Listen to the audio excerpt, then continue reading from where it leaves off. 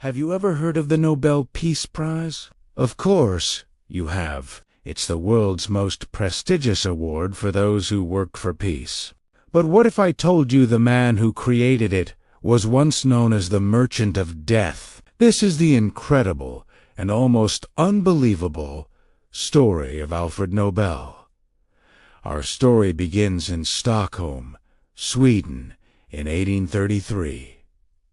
Alfred Nobel was born into a family of innovators. His father, Emmanuel, was an engineer and inventor, and that spirit of creation was passed down to his son. When Alfred was just 9 years old, his family moved to Russia. From a young age, it was clear he was brilliant. He became a true polyglot, fluent in Swedish, Russian, French, English, and German. But his real passion was for the sciences, especially chemistry and physics. He was a sponge for knowledge, constantly experimenting and learning.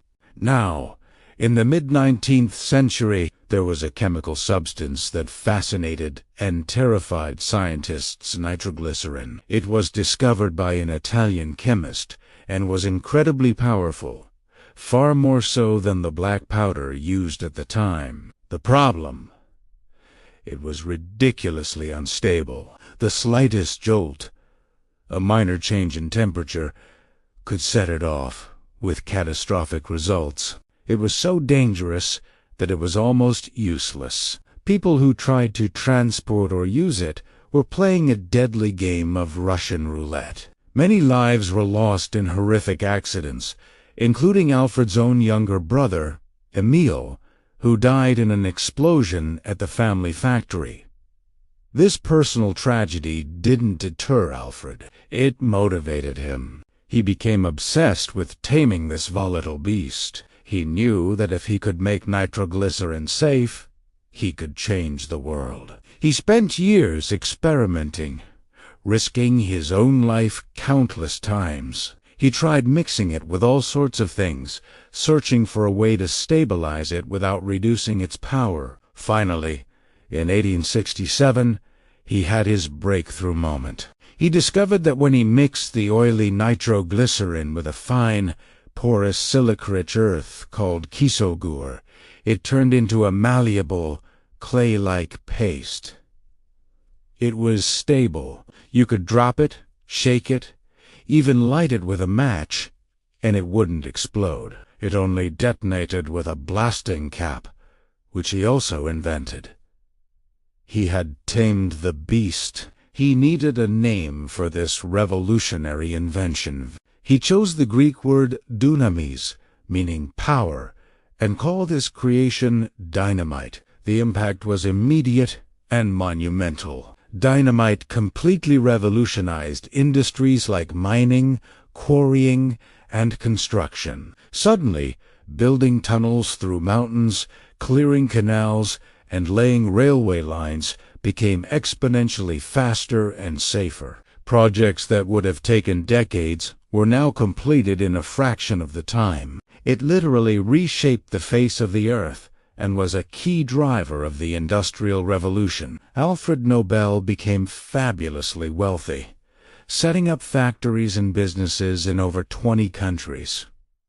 He was a global industrial giant, but there was a dark side to his invention. The same power that could build could also destroy. Militaries around the world quickly saw the potential of dynamite and other explosives. Nobel later developed, like ballistite.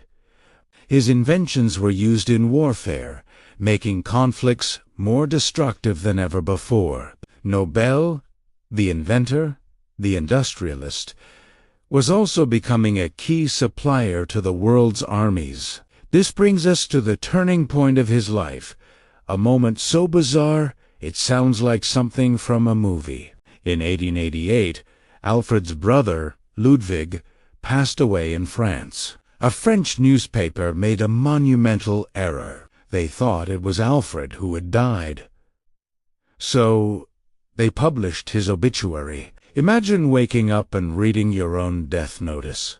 But it was the headline that truly shook Alfred Nobel to his core. It read, Le marchand de la mort est mort.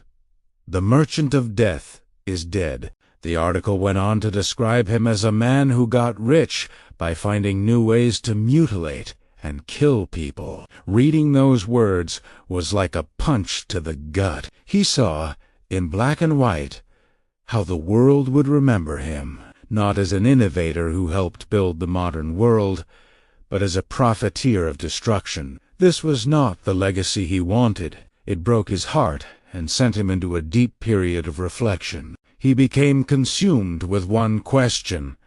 How could he change the narrative of his life? How could he use his immense fortune for the good of humanity? He spent the next several years wrestling with this question. He had always been a complex man. He wrote poetry, had a keen interest in literature, and even held pacifist views, believing his powerful explosives would make war so terrible that no nation would dare to start one. He was tragically wrong. So, in 1895, 1 year before his actual death, he sat down at his desk in Paris and signed his third and final will. What he wrote would stun his family and the world. He bequeathed an astonishing 94% of his total asset, fortune worth hundreds of millions of dollars in today's money, to establish a series of prizes. These prizes were to be awarded annually to those who, during the preceding year, shall have conferred the greatest benefit on mankind. He outlined 5 specific areas: physics, chemistry, physiology or medicine, literature, and perhaps, most importantly to him, a prize for the person who had done the most to promote fraternity between nations, the abolition of standing armies, and the holding of peace congresses. This was the birth of the Nobel Peace Prize. It was his ultimate answer to the merchant of death obituary. It was his attempt to rewrite his own legacy. Alfred Nobel died for real in 1896. His will caused a huge controversy. His relatives were shocked and contested it, and it took executors 5 years of legal battles to finally establish the Nobel Foundation and carry out his wishes. The very first Nobel Prizes were awarded on the 5th anniversary of his death, on December 10, 1901. Since then, his legacy has been completely transformed. When we hear the name Nobel today, we don't think of dynamite. We think of peace, of progress, of the highest achievements of the human spirit. It's an incredible story of redemption. It shows that it's never too late to change how you will be remembered, and that even a life associated with destruction can ultimately give birth to a lasting symbol of peace. So next time you hear about someone winning a Nobel Prize, remember the incredible story of the man behind it, the man who read his own obituary and decided to change his destiny. Thanks for joining me on this journey into the past.